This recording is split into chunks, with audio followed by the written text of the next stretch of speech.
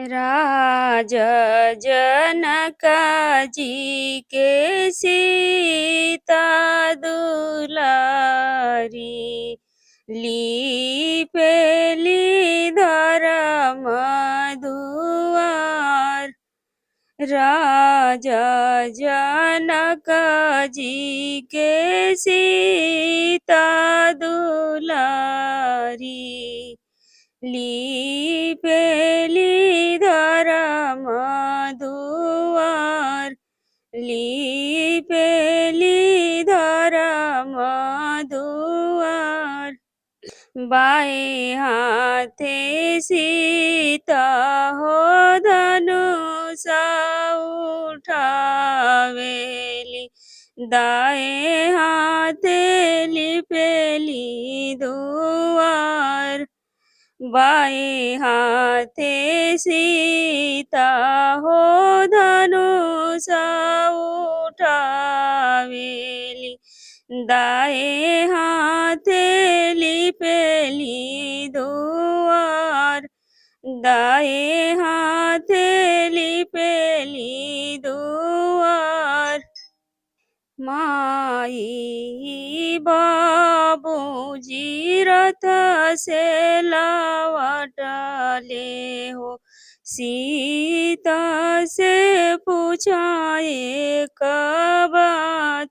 माई बाबूजी रथ से लौटले हो, सीता से पूछाए बात। सीता से पूछाए बात।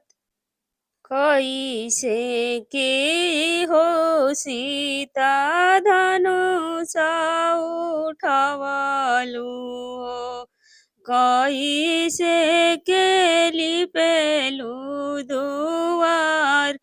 कैसे के हो सीता धनुषा उठावलु हो, कैसे के लिपलु दुआर।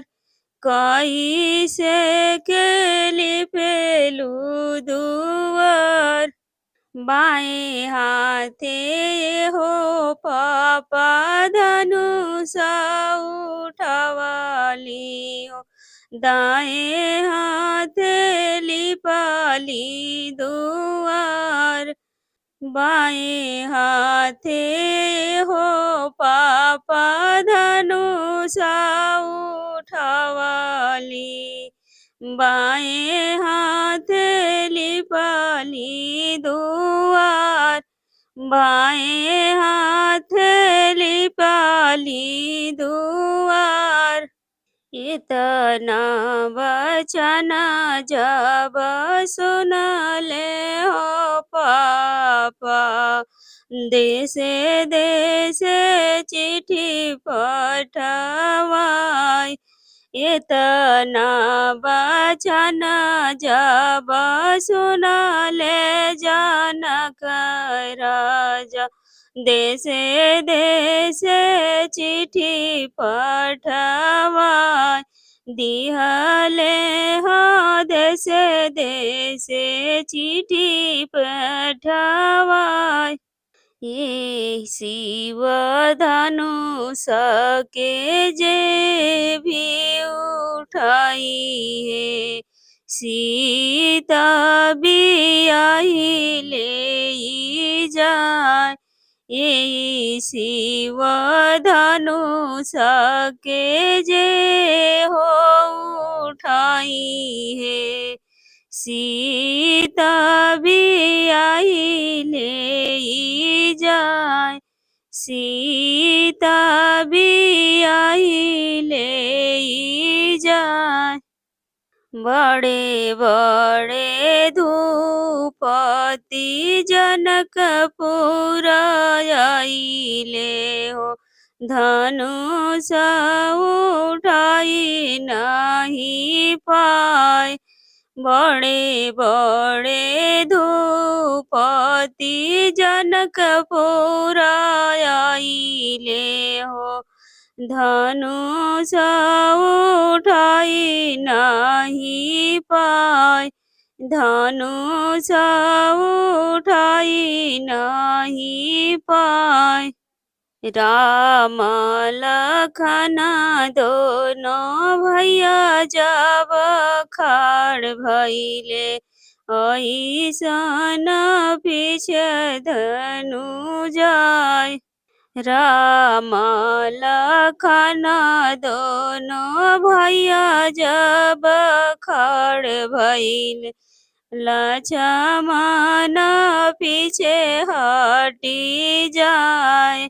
राम लखन दोनों भैया जब खाड़ भइले, लक्ष्मण पीछे खइले खाड़। जैसे ही राम शिव धनुष उठावले हो, जैसे ही राम शिव धनुष उठावले हो, धनुष भइले नव खंड। राम शिव धनुष उठावले हो, धनुष भइले नव खंड। धनुष भइले नव खंड। सीता बियाही राम लैले अयोध्या, सोर भइले नगरो जहान। सीता बियाहिले जाय, सीता बियाहिले जाय। राजा जनक जी के सीता दुलारी हो, लिपेली धर्म दुआर, लिपेली